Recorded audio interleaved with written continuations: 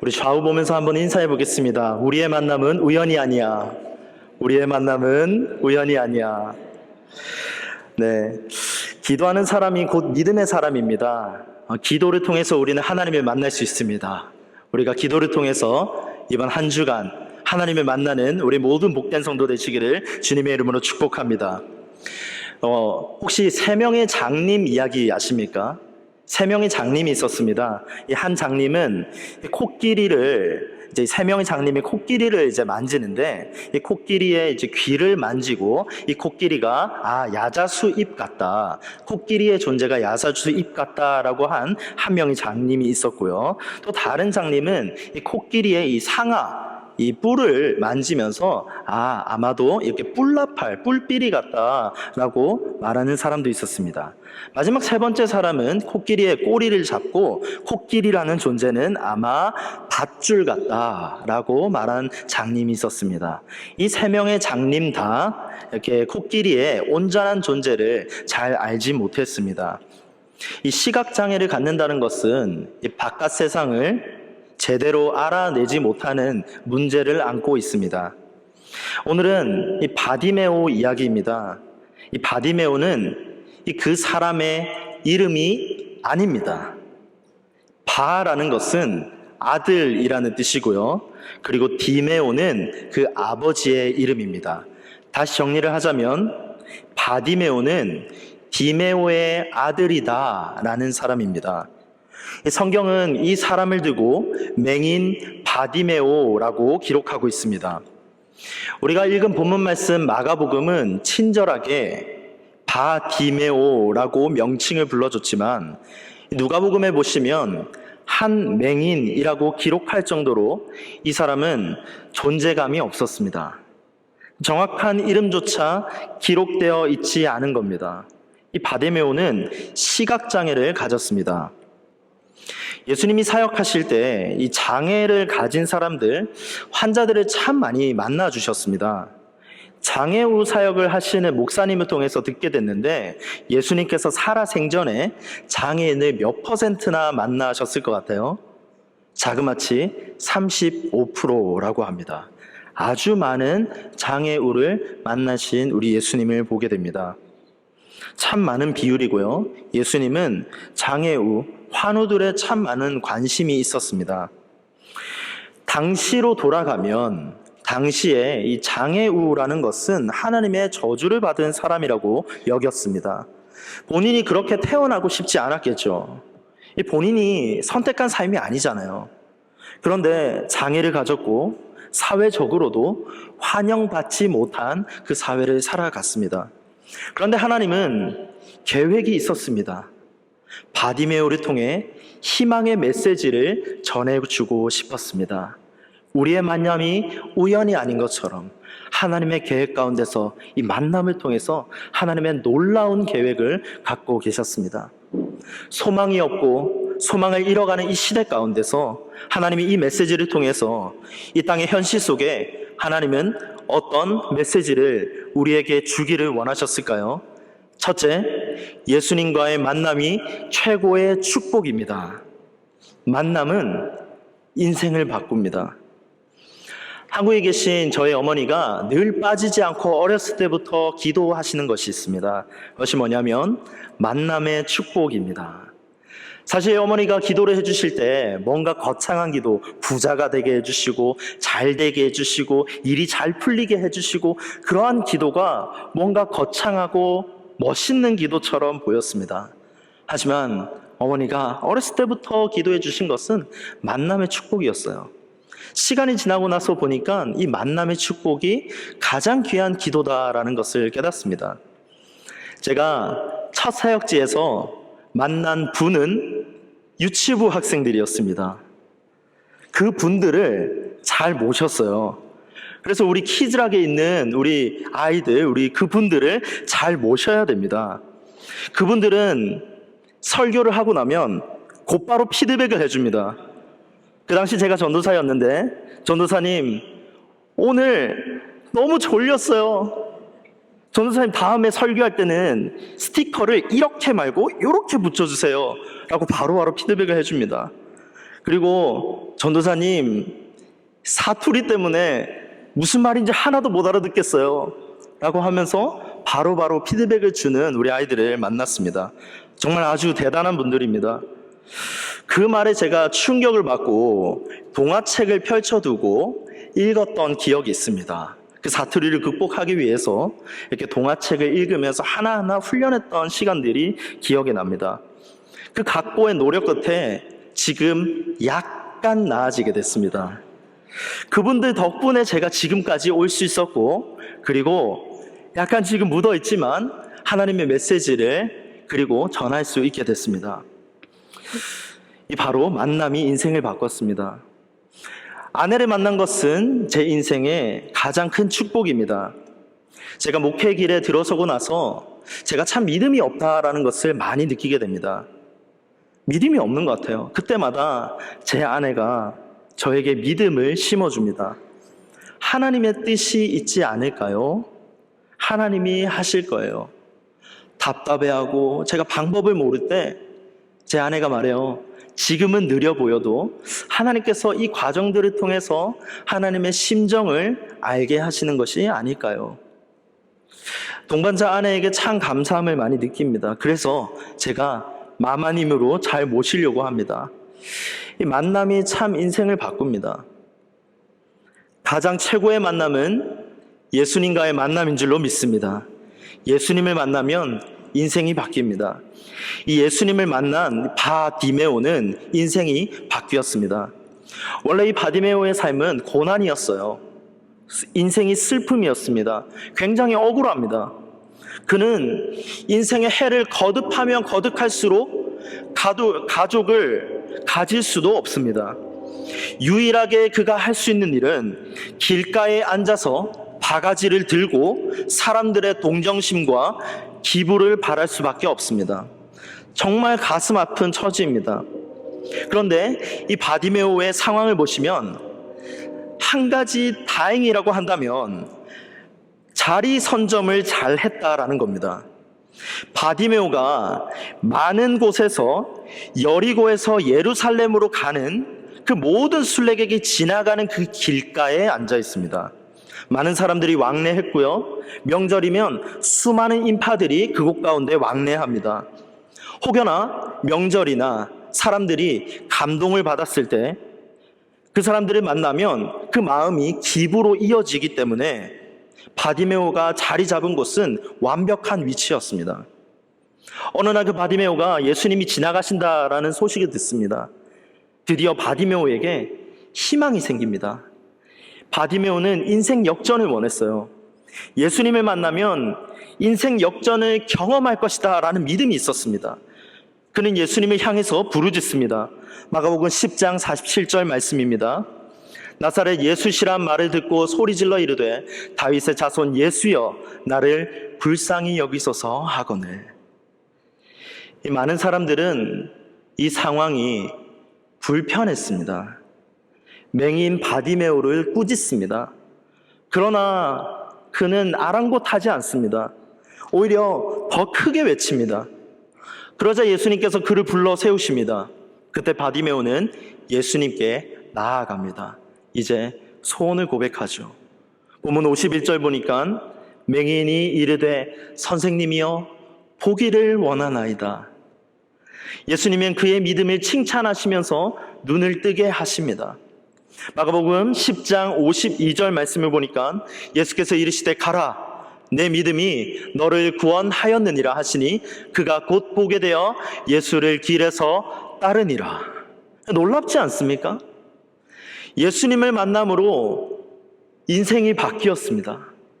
예수님이 이 바디메오를 만난 직후에 또 다른 한 사람을 만납니다. 우리가 너무나도 잘 아는 세리 삭개오입니다. 예수님은 삭개오를 만나십니다. 바디메오가 이 자리 잡고 앉았던 예루살렘으로 가는 그 길에는 삭개오도 왕래를 많이 했던 곳입니다. 그는 삭개오를 통해서 그동안 예수님에 대한 소식들을 아주 많이 들었을 겁니다. 이제 예수님은 삭개오를 만나러 가십니다. 누가복음 19장 1절에서 2절을 보니까 예수께서 여리고로 돌아가 지나가시더라. 삭개오라 이름하는 자가 있으니 세리장이요 또한 부자라. 예수님을 만난 삭개오의 인생이 어떻게 변했습니까? 자유함을 얻었습니다. 즐거워합니다. 예수님을 만나자 자기 소유의 절반을 나눠주는 역사가 일어나게 됐습니다. 성도 여러분, 예수님께서는 환우도 만나주시고 부자도 만나주시고 한 사람도 놓치지 않으시고 만나주시는 줄로 믿습니다. 예수님과의 만남이 가장 축복인 줄로 믿습니다. 누구를 만나느냐가 우리 인생의 판도를 바꾸게 됩니다. 모두가 지나쳐도 예수님은 한 사람을 주목하셨습니다. 길가에 있는 한 사람을 만나십니다. 예수님은 우리의 인생에 길가에서 만나주시는 줄로 믿습니다. 그 만남이 우리를 최고의 삶으로 인도하시는 줄로 믿습니다. 둘째로, 예수님은 간절히 부르짖는 사람을 만나주십니다. 우리 예수님은 간절히 부르짖는 사람을 만나주십니다. 이 바디메오에게 있어서 인생 일대의 기회를 놓치고 싶지 않았어요. 그는 예수님을 향하여 부르짖습니다. 보면 47절 보니까 나사렛 예수시란 말을 듣고 소리 질러 이르되 다윗의 자손 예수여 나를 불쌍히 여기소서 하거늘. 다윗의 자손 예수여 나를 불쌍히 여기소서. 사람들은 그 바디메오를 향해서 꾸짖습니다. 그가 소리 짓는 것을 보고 소음이라고 여겼어요. 많은 사람들은 바디메오를 꾸짖습니다. 그런데 이 바디메오도 보통이 아닙니다. 그래서 큰 소리로 외치죠. 다윗의 자손이여 나를 불쌍히 여기소서. 많은 사람이 꾸짖어 잠잠하라 하되 그가 더욱 소리 질러 이르되 다윗의 자손이여 나를 불쌍히 여기소서 하는지라. 사람 눈치 안 보고 더 크게 부르짖는 사람은 정말 용기 있는 사람입니다. 우리가 기도할 때 큰 소리로 부르짖으면 정말 그 기도하는 것은 대단한 용기입니다. 큰 소리로 부르짖는 것, 흐느끼며 기도하는 것들, 하나님을 향해서 기도하는 것은 거의 절규에 가깝습니다. 바디메오는 지금 이 상황 가운데 절규했습니다. 예수님은 그 절규의 소리를 들으십니다. 그리고 고개의 방향을 바꾸시죠. 사실 이 바디메오의 입장에서는 사람들의 꾸지람이 두렵지가 않습니다. 평생을 맹인 취급받았기 때문에 사람들의 꾸지람에는 아마도 강인한 멘탈을 가지지 않았을까라고 추측해 봅니다. 하지만 그가 정말 두려웠던 것이 하나 있어요. 예수님이 자신을 보지 못한 채 지나갈까 봐 두렵습니다. 그 순간 예수님이 바디메오를 보십니다. 여기서 저는 의문이 들었어요. 마가복음 10장 말씀을 보고 있지만 마가복음 8장 말씀에 보시면 8장에 등장하는 벳세다의 맹인은 예수님의 손을 붙잡으셨습니다. 마가복음 8장 23절입니다. 예수께서 맹인의 손을 붙잡으시고 마을 밖으로 데리고 나가서 눈에 침을 뱉으시며 그에게 안수하시고 무엇이 보이느냐 물으시니 이 맹인의 손을 붙잡습니다. 그런데 마가복음 10장에 와서 바디메오를 향해서는 예수님이 손을 붙잡지 않습니다. 그저 부르시기만 했습니다. 마가복음 10장 49절 하반절에 보시니까 그가 너를 부르신다 하며 예수님은 믿음을 도전하신 겁니다. 듣는 믿음입니다. 보지 않고 믿는 믿음이 큰 믿음입니다. 손을 잡지 않는 그 믿음이 믿음입니다. 로마서 10장 17절 말씀입니다. 그러므로 믿음은 들음에서 나며 들음은 그리스도의 말씀으로 말미암았느니라. 이 말씀이 우리의 말씀이 되기를 축복합니다. 여러분, 예수님의 말씀이 들리기를 축복합니다. 보이지 않아도 듣고 순종하는 은혜가 있기를 바랍니다. 이때 이 바디메오가 한 행동이 굉장히 놀랍습니다. 이 본문 10장 50절 말씀을 보니까 맹인이 겉옷을 내버리고 뛰어 일어나 예수께 나아오거늘 손을 붙잡지 않았는데 예수님의 음성만 듣고 겉옷을 벌어들며 뛰어 예수님께 나아갑니다. 여러분 한번 상상해 보겠습니다. 맹인이요, 뛰어본 적이 있겠습니까? 살아생전 한 번도 뛰어본 적이 없을 거예요. 어쩌면 우리 주님께서는 더 큰 믿음을 도전하시는 것일 수도 있습니다. 예수님이 부르실 때 겉옷 버리고 정말 뛰어나가실 수 있습니까? 과거를 가감히 벗어버리고 예수님께 나아갈 수 있는 용기가 우리에게 있습니까? 사실 예수님은 이렇게 간절히 부르짖는 사람 한 사람을 찾고 계십니다. 그 한 사람을 만나 주십니다. 우리가 부르짖을 때 주여 나를 불쌍히 여기소서. 그 고백의 사람을 만나 주십니다.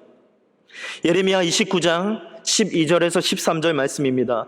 너희가 내게 부르짖으며 내게 와서 기도하면 내가 너희들의 기도를 들을 것이요 너희가 온 마음으로 나를 구하면 나를 찾을 것이요 나를 만나리라. 마가복음 10장에서 보여주는 이 바디메오의 이야기는 매우 중요합니다. 이 성경에 기록된 위치도 중요합니다. 이 마가복음 이 말씀은 8장과 10장에서 맹인으로 감싸고 있습니다. 예루살렘으로 향하는 이 두 명의 맹인의 치유 사건으로 이 본문을 감싸고 있어요. 벳세다 맹인의 치유와 그리고 길가에 앉은 이 바디메오의 치유 사건으로 끝이 납니다. 바디메오는 예수님을 향하여 다윗의 자손이여 라고 크게 외칩니다. 이 마가복음에서 이 예수님을 공개적으로 다윗의 자손이여 라고 부른 첫 번째 인물이 바로 이 길가에 앉아있는 맹인이었습니다. 예수님은 이 공개적인 이 고백을 통해서 예수님이 왕이심을 선포하게 하신 겁니다. 이 마가복음은 이 바디메오 사건을 통해서 우리에게 묻고 있습니다. 이제 곧 예루살렘에서 십자가의 사건이 일어날 것이다. 너희는 여전히 영광만 구하며 눈먼 제자가 되어 있겠느냐? 아니면 바디메오처럼 눈을 뜨고 십자가의 길을 함께 걷겠느냐? 라는 것을 우리에게 물으십니다. 결국 은혜를 경험한 자의 종착지가 주님과 함께 걷는 십자가의 길이 됩니다. 성도 여러분, 이 간절한 부르짖음으로 은혜를 먼저 경험하시기를 바랍니다. 간절히 부르짖어 기도할 때 우리 주님이 우리를 만나 주십니다. 간절히 부르짖어 기도할 때 병을 고쳐 주십니다. 시편 30편 2절 말씀입니다. 여호와 내 하나님이여 내가 주께 부르짖음에 나를 고치셨나이다. 믿음을 갖고 간절히 기도하는 자에게는 역사하는 힘이 큽니다. 야고보서 5장 16절 말씀입니다. 그러므로 너희 죄를 서로 고백하며 병이 낫기를 위하여 기도하라. 의인의 간구는 역사하는 힘이 큼이니라. 주님은 바디메오를 통해서 어쩌면 우리에게 기도를 가르쳐 주고 있는지도 모릅니다. 십자가의 길은 곧 기도의 길이기 때문입니다. 이 세상은 정말 기도 없는 세상, 이 기도 없는 세상을 재촉하고 강요하고 요구할지 모릅니다. 많은 사람이 우리를 불러서 꾸짖어 잠잠하라 하라 라고 말하고 있을지도 모릅니다. 기도 없는 세상에 너는 기도하면 안 된다. 기도하지 마라. 기도 없이 살 수 있다. 너의 부르짖음을 잠잠케 하라 라고 우리에게 어쩌면 유혹과 도전을 줄 수도 있습니다. 하지만 절대 그럴 수가 없습니다. 기도가 주님의 역사를 일으키는 절호의 기회이기 때문입니다. 강준민 목사님의 끈질긴 믿음의 사람들에서 보면 이러한 표현이 있습니다. 그는 겉옷과 함께 그의 불행한 과거를 벗어버렸습니다. 시각장애인이라는 자아상을 벗어버렸습니다. 그의 고난도 벗어버렸습니다. 그는 뛰어 일어나 예수님께 나아갔습니다. 그는 자기 인생에 찾아온 절호의 기회를 붙잡을 줄 알았습니다. 성도 여러분, 바디메오처럼 이 기도를 통하여서 절호의 기회를 붙잡는 모든 성도님들 되시길 주님의 이름으로 축복합니다. 어쩌면 우리는 맹인과 별반 차이가 없습니다. 영적 맹인일 수가 있습니다. 어디로 가야 할지 모릅니다. 우리의 길을 모르고 함치 한 날을 모릅니다. 영적인 눈이 어두워져서 살아갈 수도 있습니다. 그때 부르짖어 기도하면 주님이 우리의 눈을 뜨게 하실 것입니다. 간절히 부르짖읍시다. 정말 절호의 기회를 붙잡으십시다. 이 간절함은 기도의 정수라고 했습니다. 간절한 기도를 통해서 주님께서 우리의 육체와 마음의 질병과 불면증과 두통과 답답함과 영혼의 문제와 영적 시야도 고쳐주실 줄로 믿습니다. 간절한 기도를 통해 주님이 만나주시는, 오늘 이 말씀 가운데 임하여서 만나주시는 축복이 있기를 주님의 이름으로 축복합니다. 마지막 셋째로, 예수님은 우리의 간절한 소원을 이루어 주십니다. 이 바디메오는 너무 간절했어요. 예수님이 그에게 묻습니다. 그러자 이 바디메오는 소원을 말합니다. 마가복음 10장 51절입니다. 예수께서 말씀하여 이르시되 내게 무엇을 하여 주기를 원하느냐? 맹인이 이르되 선생님이여 보기를 원하나이다. 보기를 원하나이다. 이 말이 핵심입니다. 바디메오는 거창하게 기도하지 않았습니다. 가장 심플하지만 명쾌한 기도를 드렸습니다. 물론 우리는 신앙의 연수가 쌓이면서 기도의 깊이를 배워갑니다. 깊은 기도로 나아갑니다. 하지만 때로는 단순 명료가 좋습니다.